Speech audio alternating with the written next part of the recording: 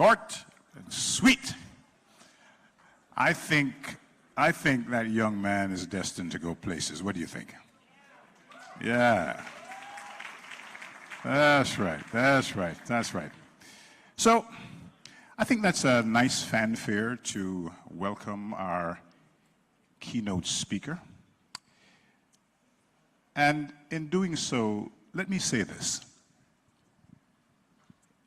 In my view, the ideal prime minister is patient, hardworking, compassionate, has a clear vision, is driven, and inspires confidence. And of course, believes the impossible is possible. Ladies and gentlemen, our keynote speaker, the Most Honorable Andrew Michael Holness.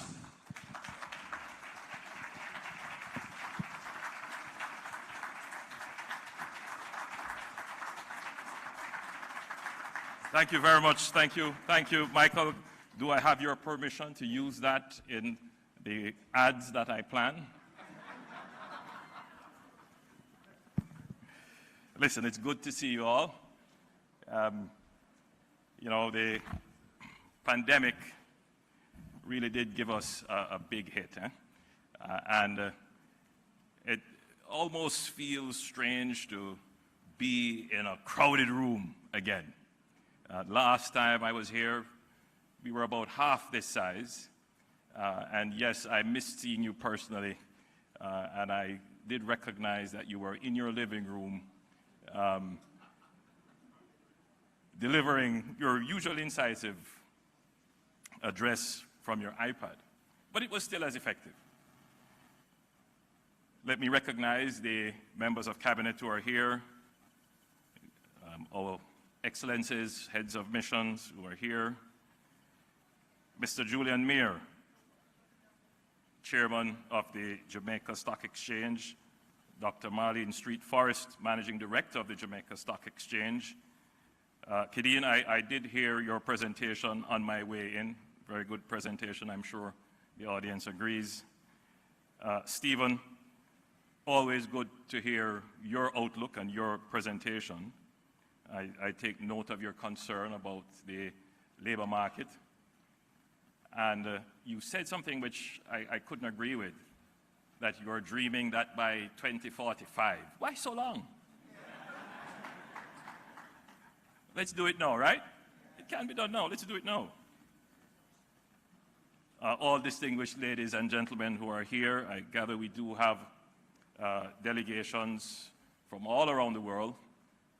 I welcome you to Jamaica, and I'm very happy to have you. I gather we have the governor of the Central Bank of Guyana, who's here. Welcome. I hope to meet you after. And I probably will be visiting Guyana on a mission to increase trade and commerce between our two countries. I know that we already have a mission there presently doing just that.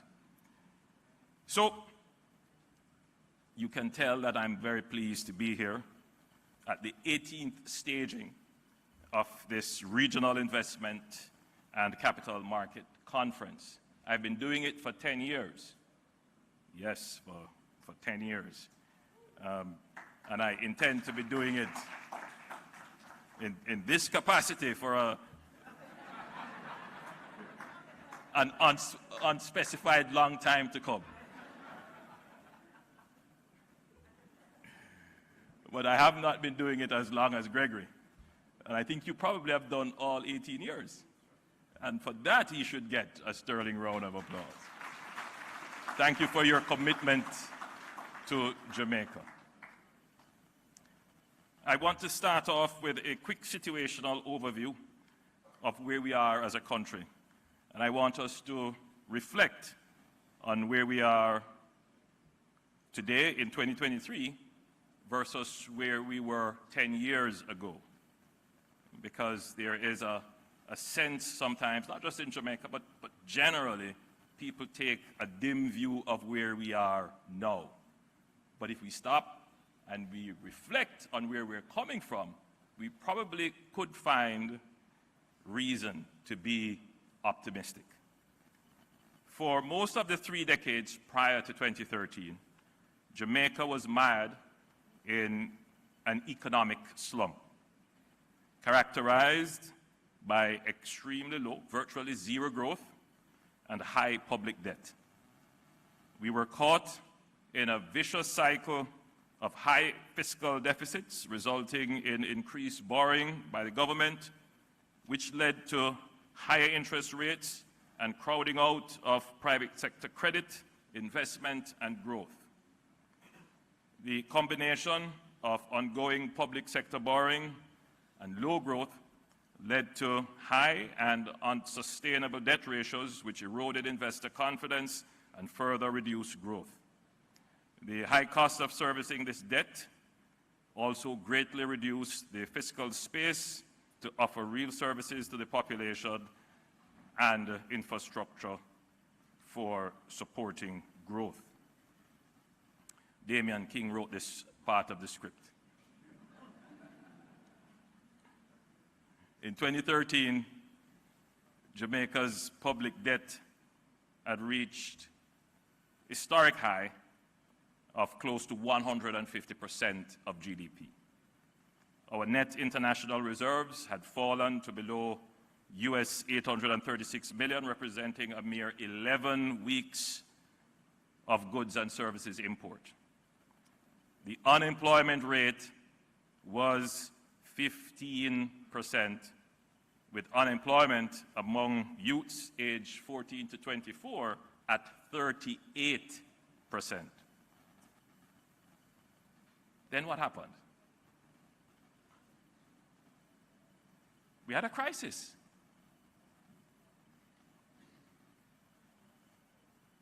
And that crisis forced us to change course, to take advantage of the crisis to pursue policies that we were probably afraid to pursue.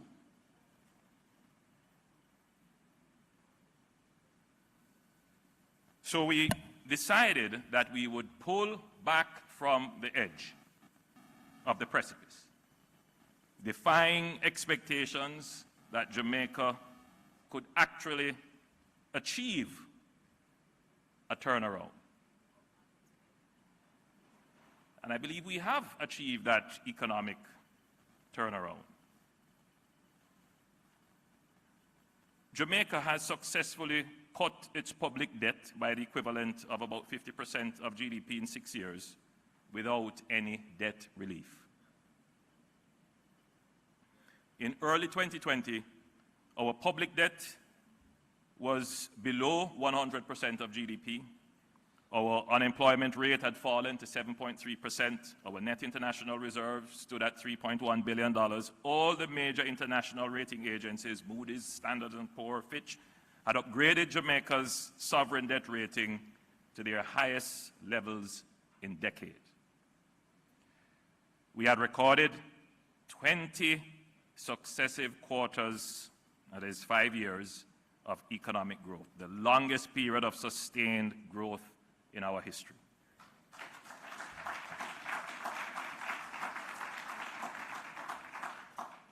The Jamaican stock market climbed by over 400% in 5 years. Yeah.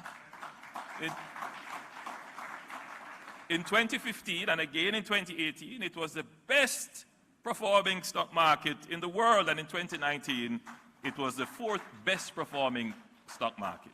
Whoa!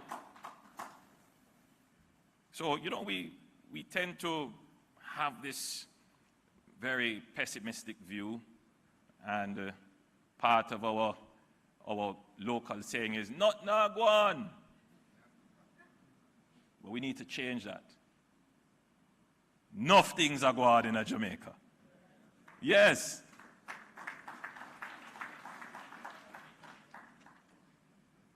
And then the pandemic hit. We undoubtedly took a massive economic hit.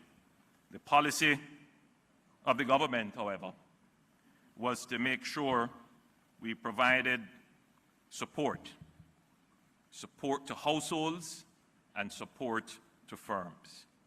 We kept our focus on ensuring that when the pandemic ended, Jamaica would be well positioned to rebound strongly. This was a deliberate strategy of the government.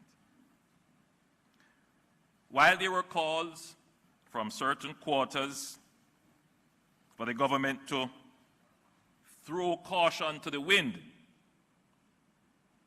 I see some puzzled faces rather. What is he talking about? Well, let me interpret it for you in the Jamaican parlance: to run with it.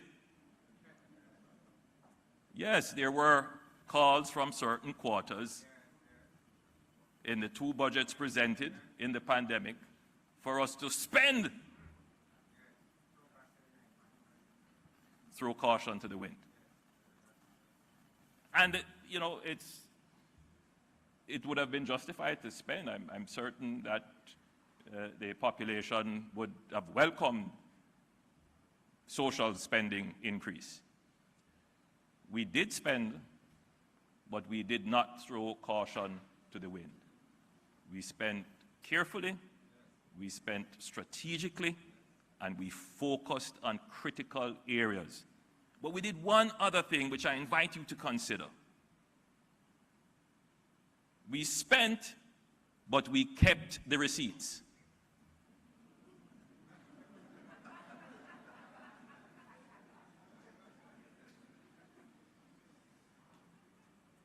What do I mean by that?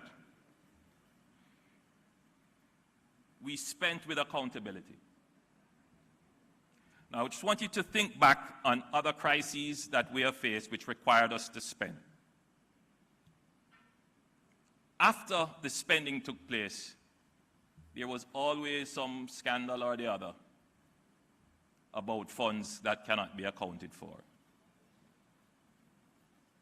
This government undertook the largest social spending in response to any crisis in the history of Jamaica. Not one question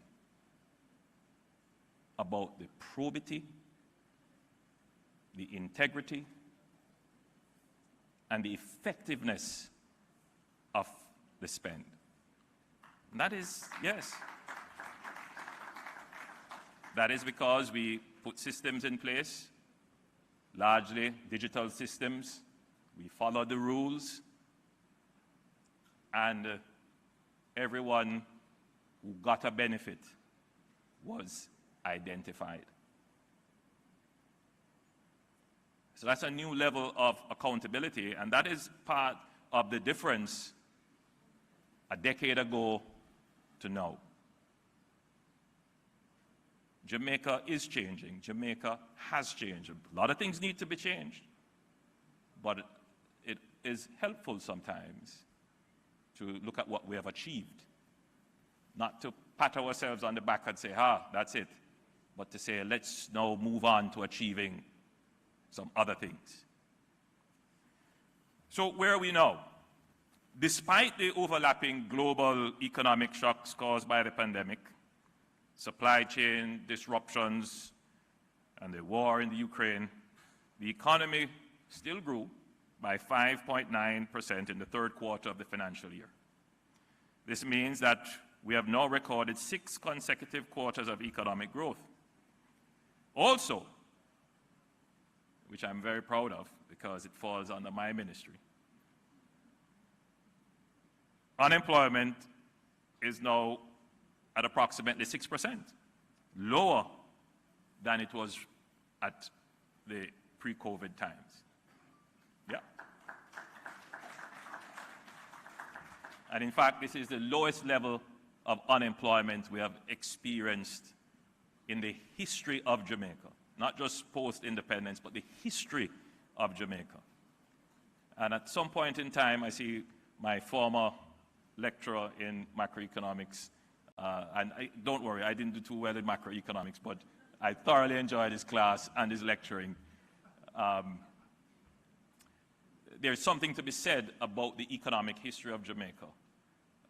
And what has always bedeviled us is that our economy whether it was a slave economy, a plantation economy, a merchant economy, an industrial economy, we have never been able to generate enough employment for our people.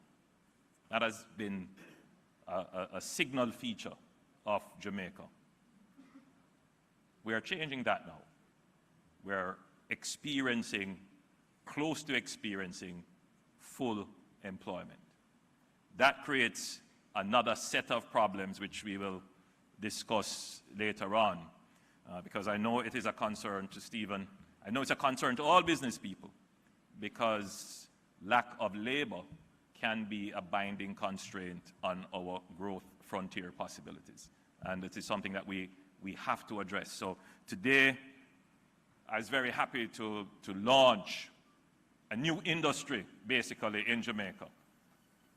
It's a dry dock shipyard, where they will be repairing ships in Jamaica.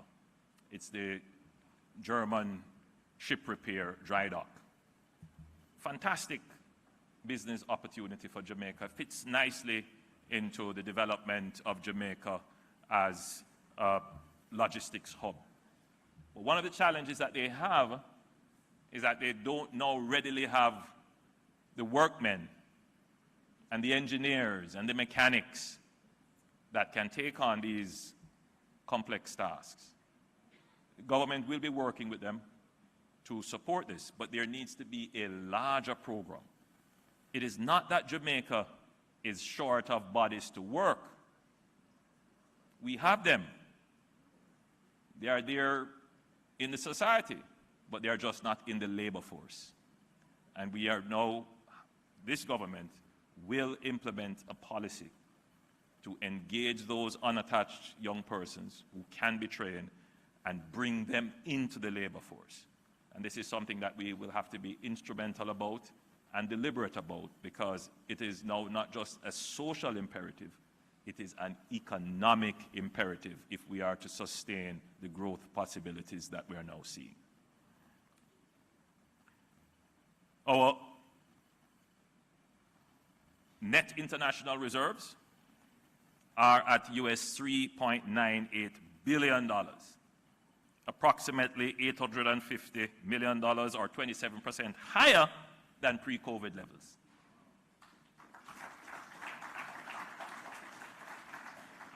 Despite all this positive performance, the government is well aware that there are global economic headwinds, and they have not abated. The World Bank, in its Global Economic Prospects report released just 2 weeks ago, forecast the deceleration in global growth to 1.7%, the third weakest pace of growth in nearly 3 decades, overshadowed only by the pandemic in 2020 and the global financial crisis in 2009. This reflects policy tightening aimed at containing inflation and the continued disruptions from the war in the Ukraine. The United States, the Euro area, and China are all undergoing a period of pronounced weakness, and the resulting spillovers are exacerbating other headwinds faced by emerging markets and developing countries. This, of course, is nothing new to Jamaica. One thing we should have learned from our post-independence history is that we will have shocks. Jamaica will always experience shocks. And therefore, it is important for us to build buffers for shocks. And it is important for us to plan and expect shocks. And that is really the definition of resilience. What has changed since the last decade is that the government has mainstreamed resilience in everything that we do. Resilience in the roads that we are building, People are quarreling in St. Thomas, oh, it's taking too long. Well, yes, it has to take a little bit longer so that the next shower of rain does not wash away those roads. We have to put in larger drains, more retaining walls, a thicker layer of asphalt, change the alignment of the road from too close to the shore to further up in the hills. And I wish I was able to explain this to all people who are complaining. Complaining is necessary, and I understand the dislocation. But we have to start thinking long term and appreciate that now it's a different time. So we have to build our infrastructure for it to be resilient against the impact of climate change. We have to incorporate resilience in our financing, in our budget. We now routinely set aside, make provision for responses to shocks. It's now a part of how we do our business. So we are going to have shocks, whether it is a hurricane, a health crisis, an energy crisis, and there is a lot to be said about what we're trying to do to build resilience in our energy situation here in Jamaica, or a geopolitical crisis, or a systemic financial crisis like FinSac, or a major fraud, as have captured our headlines in our country.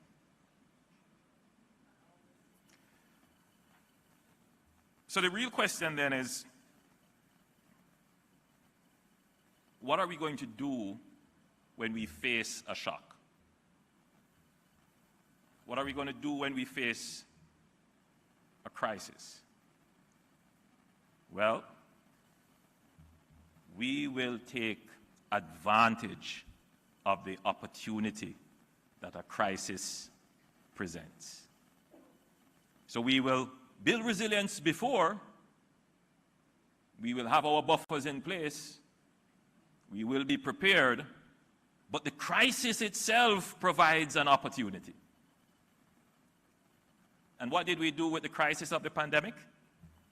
The crisis of the pandemic essentially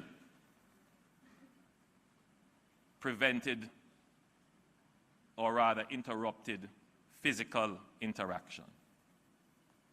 And it presented an opportunity for the government to make it clear that we must build our virtual capacity, meaning that we have to introduce far more digitalization in our economy. So we took advantage of that crisis. But we also took advantage of some financial opportunities, and this is why we took advantage of a new product launched by the IMF, and that is the Resilience and Sustainability Facility. This facility will allow us to access up to $763 million at an interest rate of approximately 3.8%, with a repayment period of 20 years with no principal repayment for the first 10 years. In addition, we took the decision to access the IMF's precautionary and liquidity line, which is an instrument offered by the IMF to countries with strong economic fundamentals. Although we have very strong reserves, we are ensuring that we also have an insurance policy, so to speak, should exogenous shocks derail our usual foreign exchange inflows. The core of the precautionary and liquidity line qualification assessment process is that the member country has sound economic fundamentals and institutional frameworks, is currently implementing and has a track record of implementing sound policies, and remains committed to maintaining sound policies in the future. Now, can you imagine that Jamaica would qualify for this 10 years after being considered almost an irretrievable case? We have made progress, and we have the substance on which to justify an optimistic outlook of our future.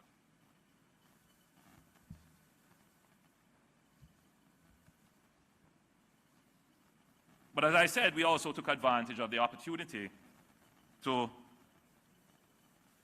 create a digital economy.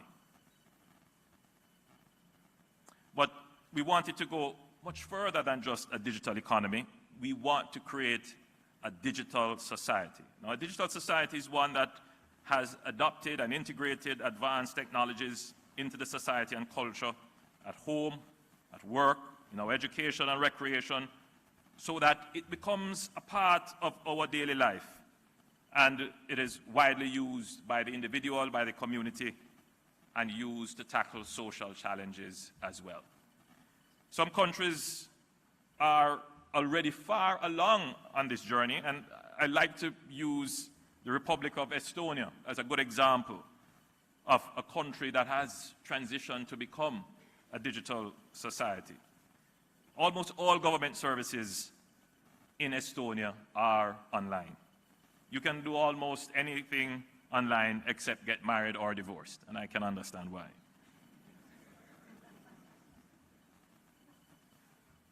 The country is almost entirely cashless. And for many of us, we cannot even start to consider not using cash.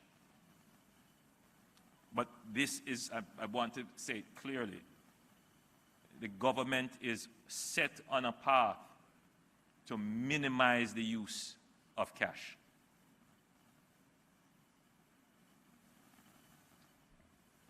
And believe it or not, in 2019, nearly half of Estonians voted online.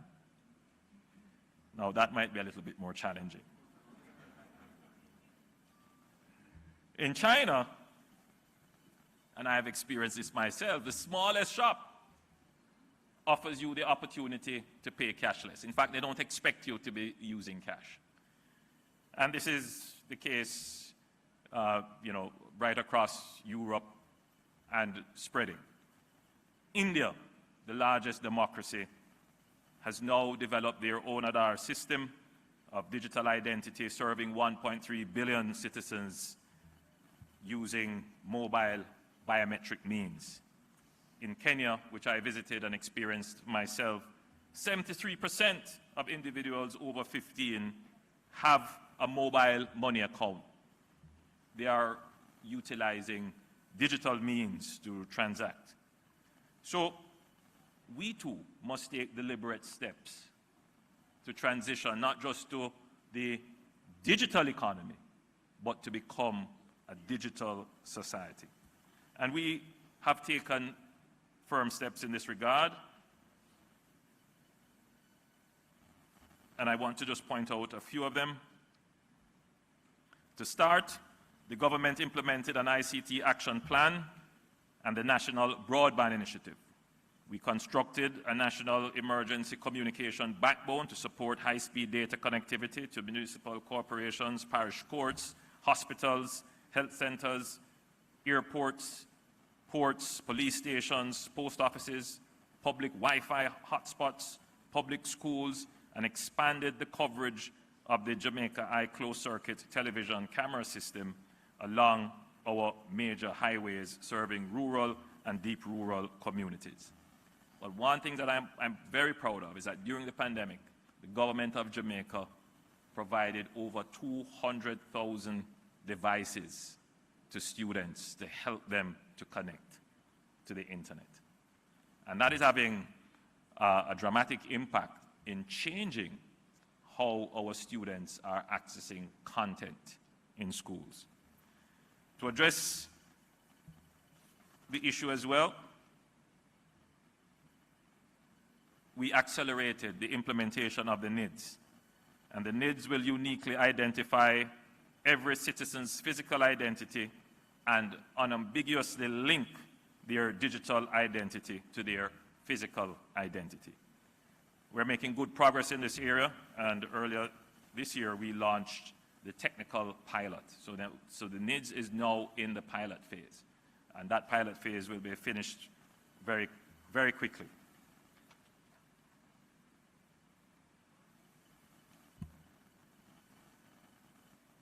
The third important thing that we did in terms of moving towards our digital society is building the infrastructure to facilitate digital payments. While such infrastructure has existed for several years in the form of debit and credit cards, the majority of our population does not have access to these, and the fees may be prohibitive. This is why we introduced a central bank digital currency. The digital Jamaican dollar, JAMDEX, and we did this in 2022, and we became the first country globally to recognize it as a digital currency as legal tender. And JAMDEX will be especially beneficial to those who don't have a bank account in Jamaica. No bank account is required in order to hold the digital currency, and you can get a digital wallet issued by a bank or authorized payment service provider with simple, customer-friendly processes for easy access. Now, I know NCB has started, Stephen, you have leapt out of the block, but I gather there is one other service provider that has joined you. So I'm hoping that there will be strong competition and expansion of this in the market. So that, along with NIDS, along with the provision of connectivity, should put us quite a far way in realizing this dream of the digital society. But I wanted to jump quickly to just one important point as I scrap parts of my speech to regain your attention.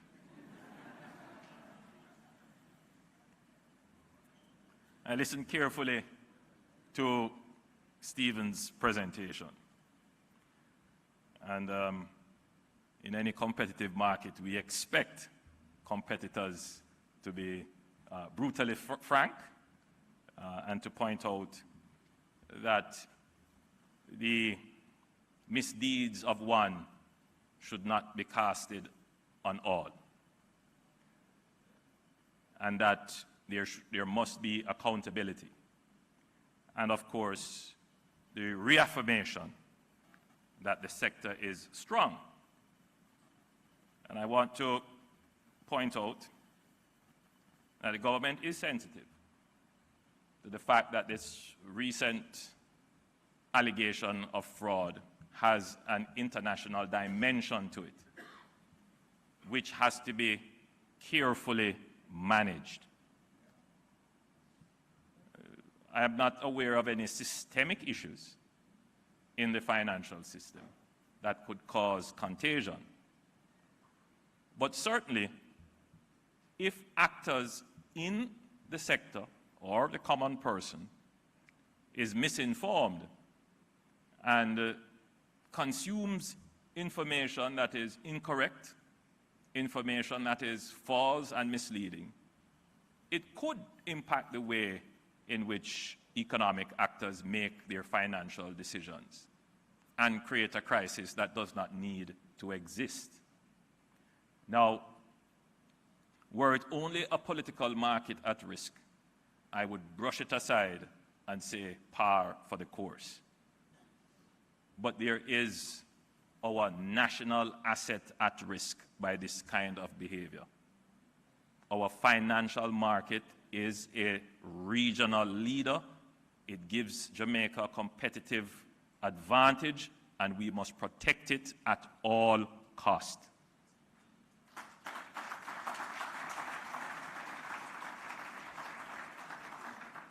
At all costs. So we all know this. Financial markets are the best aggregators of information, even false information. And so we must act responsibly with information. There was this query as to why I didn't jump out with a statement immediately. It's simply because I have a duty that when I speak, the information that I provide must be unassailable. And that means you have to take time to verify so that confidence can be restored. But we saw in the interim that some persons had a field day with misinformation. And I wonder what was the motive for that. It was almost gleeful celebration. And I ask all Jamaicans to think very carefully on these things. Let us protect our national asset that we have. Use only information that is verified and from sources that are trustworthy. Now,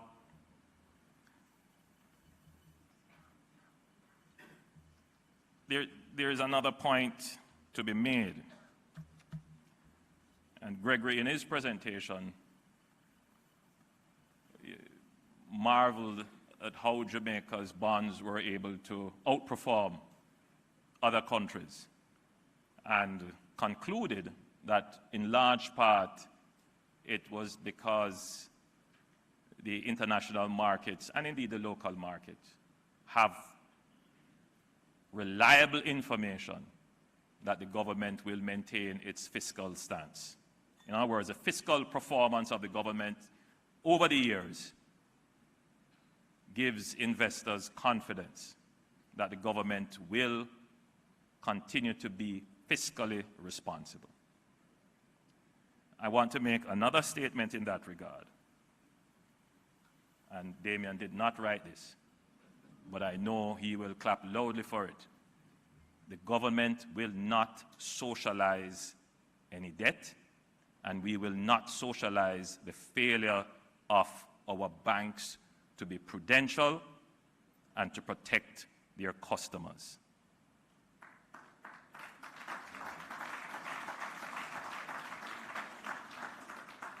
Were we to do that, it would send a very bad signal to the banks and investment houses that they can be negligent and expect the bank to cover their negligence. That will not happen.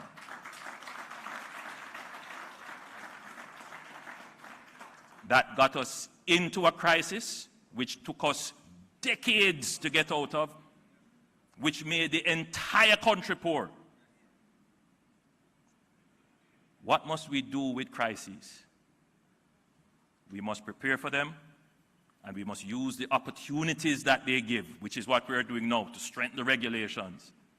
But there's one other thing that we must do with crises. Crises repeat themselves, and we must learn from them. Don't be afraid to clap. I know I have to deliver some uncomfortable truths, because even in this audience, it is not a fully agreed position. There are those who are quietly and secretly harboring those thoughts. But we must learn from our past crises and be bold to speak the truth about them. We must not make the same mistakes we made already. But what must we do now? We must ensure that those who are responsible are held to account.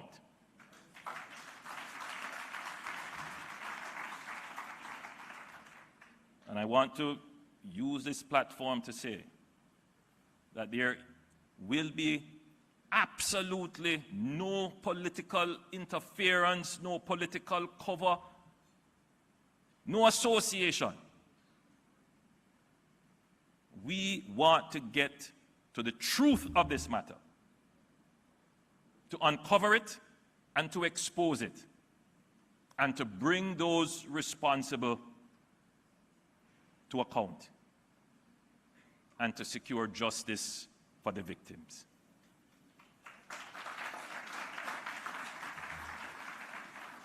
So I have given directions regarding transparency. And you would have seen today entities making known their connections or association so that the public can make their own determination. For far too long, there is a view that somewhere, somehow, there is a political figure lurking in the background preventing the full force of the law from operating. So if there is one other learning from this, is that there is no such political succor, protection, or diversion taking place. The full force of the law in this matter must be brought to bear. If we don't do that, then our market, our free financial market, our free and competitive market, which is what distinguishes Jamaica from other markets, financial markets in the region, it will not work. It works when the players and actors know that they must operate at the highest standards of integrity and probity. If not, they will face the consequences of the law. And that is what we're doing now.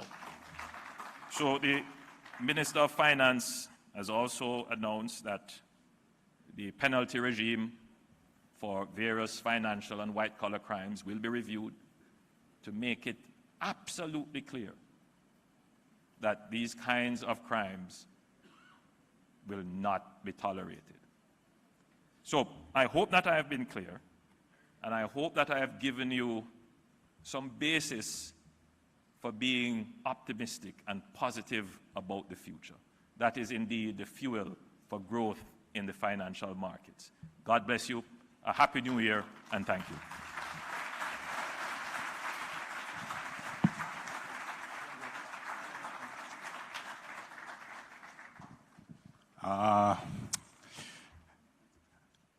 I could really sum up